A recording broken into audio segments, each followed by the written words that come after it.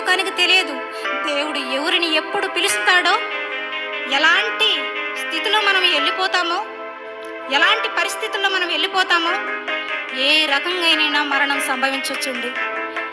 ఈ స్థితిలోనే, ఈ రూపంలోనే రావాలి, ఇలాగే మరణించాలి. ఏమండి, లోకం దృష్టిలో మంచి మరణం అంటే ఏంటండి? ఏమండి, నిద్రపోయిన వాళ్ళు, పడుకున్న వాళ్ళు పడుకున్నట్టే వెళ్ళిపోవాలి. అంతేగా లోకంలో ఏమండి, ఆమె పడుకున్నట్టే చనిపోయిందండి, తెల్లారి చూసే రూపు అసలు ఎలా పడుకుందో అలాగే ఉండిపోయింది, నిద్రపోయినట్టే ఉందండి, అసలు ఎంత చక్కగా నిద్రపోతుందో. అంతేగండి లోకంలో ఉన్నది. నిద్రలో చనిపోయింది, మంచి చావు వచ్చిందండి, చక్కగా నిద్రపోతున్నట్టే ఉంది, నిద్రలోనే వచ్చింది ఆమెకు మరణం. ఏమండి, ఎంత నవ్వుతూ చనిపోయాడు, నవ్వుకుంటూ చనిపోయాడండి. ఎంత మంచి మరణం అండి, ఎంత మంచి మరణం.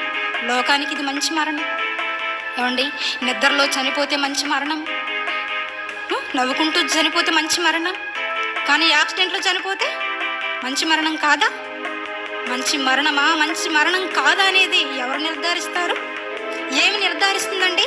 మన ప్రవర్తన, మన క్రియలు, మన ప్రవర్తన నిర్ధారిస్తుందండి మన మరణం ఎలాంటిది. మన మరణం మనకు వరమైందా?